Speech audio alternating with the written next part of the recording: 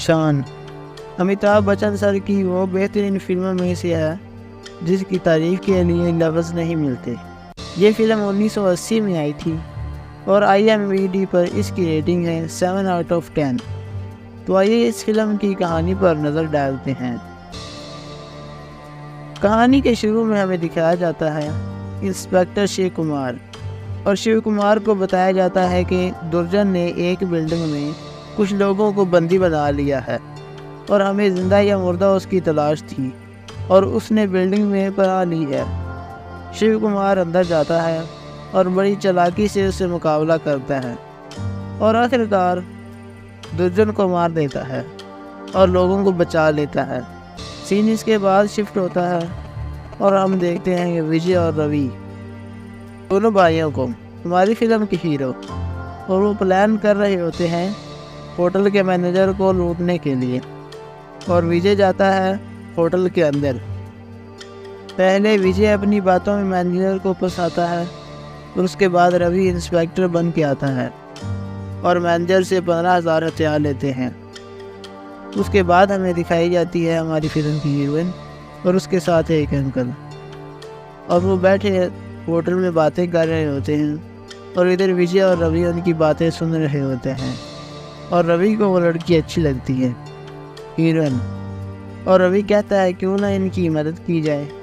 तो अभी ये कहता है ठीक है, और रवि और विजय उनके पास जाते हैं और उनको 30,000 दे देते हैं और उनसे गाड़ी ले लेते हैं इसके बदले।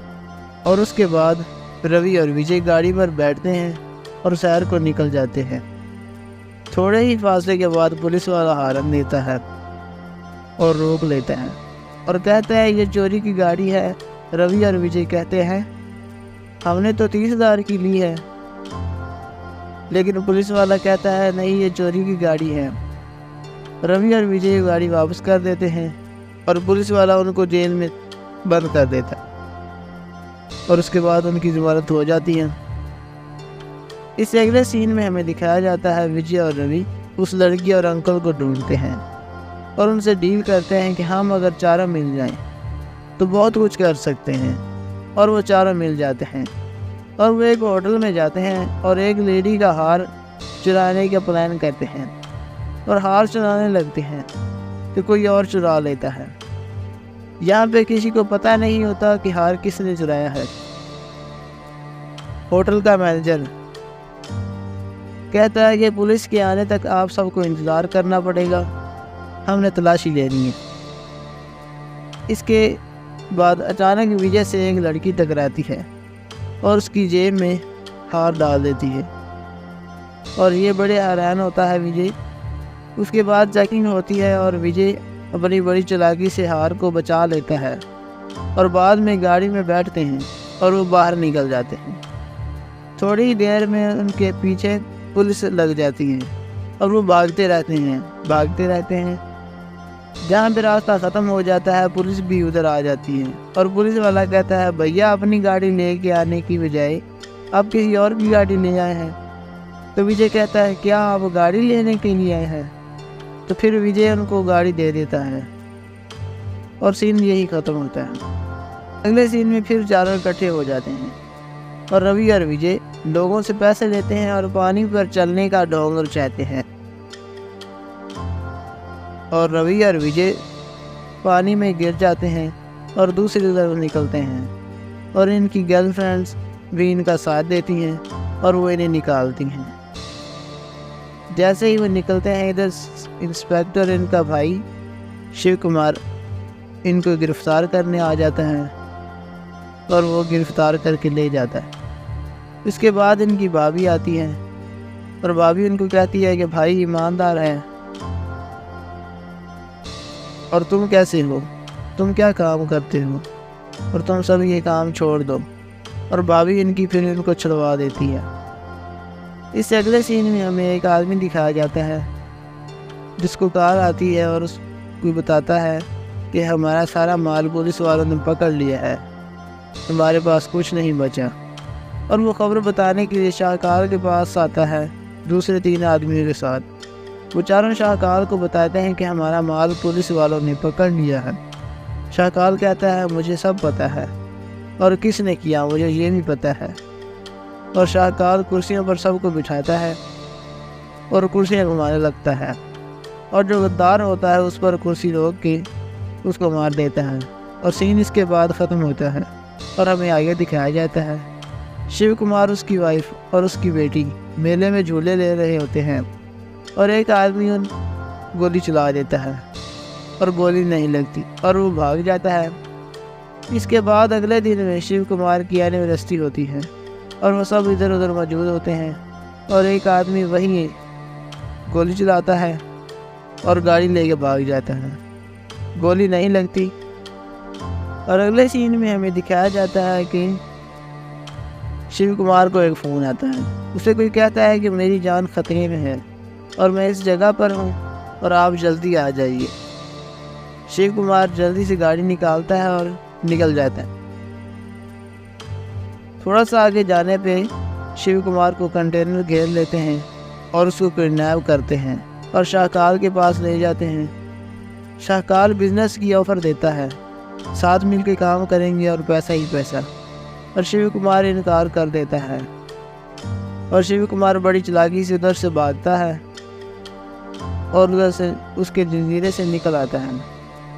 जजीरे से जब निकलता है तो उसके पीछे कुत्ते लग जाते हैं और कुत्तों से जब जान बचा के निकलता है तो इधर शाहकाल का ऊपर हेलीकॉप्टर आ जाता है और हेलीकॉप्टर से शाहकाल उस पर गोलियां चला देता है और वह वहीं मार जाता है। उसके बाद शिव कुमार की चिता जलाई जाती है और सीन इसके बाद ख़त्म होता है और हमें दिखाया जाता है।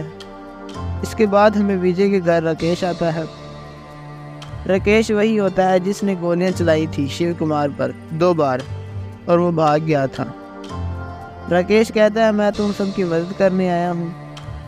विजय पूछता है कैसे? राकेश कहता है कि मैंने शिव कुमार पर गोलियां चलाई लेकिन जानबूझकर निशाने पे नहीं लगाई क्योंकि वो इसकी मैं जान नहीं लेना चाहता था क्योंकि तुम्हारा भाई ईमानदार है।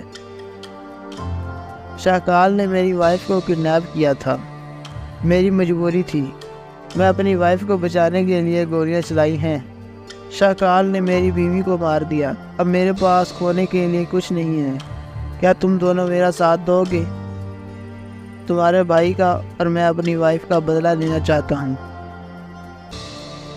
विजय और रवि राकेश का साथ देने के लिए तैयार हो जाते हैं और इसके बाद हमें दिखाया जाता है रवि और विजय शाहकाल के आदमियों को ब्लैकमेल करके शाहकाल के गोदाम को उड़ा देते हैं। और उसके बाद हमें शाहकाल को पता चलता है तो बहुत गुस्सा करता है। और उसके बाद हमें दिखाया जाता है राकेश और शिव कुमार की वाइफ का दिखाया जाता है। वो बाज़ार से वापस आ रहे होते हैं और उनका कोई रास्ता बंद कर देता है और वो दूसरी तरफ निकलते हैं और एक जगह पे रास्ता जब ख़त्म हो जाता है तो अच्छी खासी लड़ाई होती है। शाहकाल के आदमी राकेश और विजय की भाभी को मारना चाहते हैं लेकिन राकेश बड़ी चालाकी से लड़ता है और सबको मार गिराता है और जान बचा के वो वापस आ जाते हैं। इसके बाद हमें सीन दिखाया जाता है विजय शाहकाल के आदमियों को ढूंढता है और बहुत मारता है और विजय शाहकाल के आदमियों को ख़त्म करता है और इसकी फैक्ट्री भी जला देता है। इसके बाद हमें दिखाया जाता है अगले सीन में एक आदमी विजय के घर आता है और उसे कहता है कि मैं तुम सबकी मदद करना चाहता हूँ। शाहकाल ने मुझे धोखा दिया है और मैंने सारी उम्र उससे वफा की है और मैं अब उसका बदला लेना चाहता हूँ। विजय और रवि शाहकाल के जजीरे में पहुँचते हैं और वहाँ पे नाच गाना करते हैं। नाच गाना ख़त्म होते ही शाहकाल कहता है बहुत अच्छी चाल चली लेकिन शाहकाल से आगे कौन है? शाहकाल कहता है मैंने तुम लोगों को अपना आदमी भेज के बुलाया है।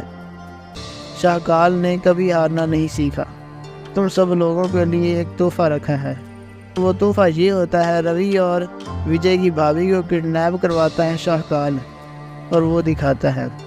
और शाहकाल कहता है बस तुम लोगों की बस इतनी ही उम्र थी, अब मौत के लिए तैयार हो जाओ। और दूसरी तरफ हमें ऊपर दिखाया जाता है राकेश कहता है शाहकाल अभी नहीं, अभी हमारी बारी है।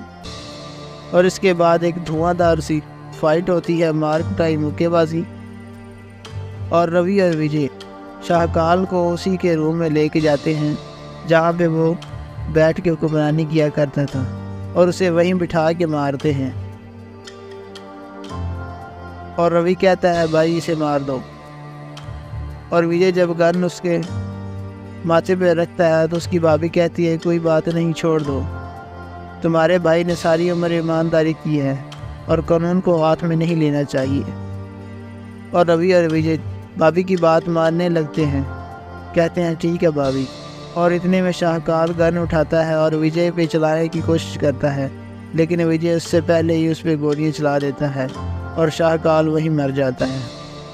उसके बाद हमें दिखाया जाता है शाहकाल के जंजीरे से पूरी फैमिली निकलती है हेलीकॉप्टर पर और बैठ के वापस आते हैं उस पर। और उसके बाद हमें दिखाया जाता है कि वो हंसी खुशी रहने लगते हैं।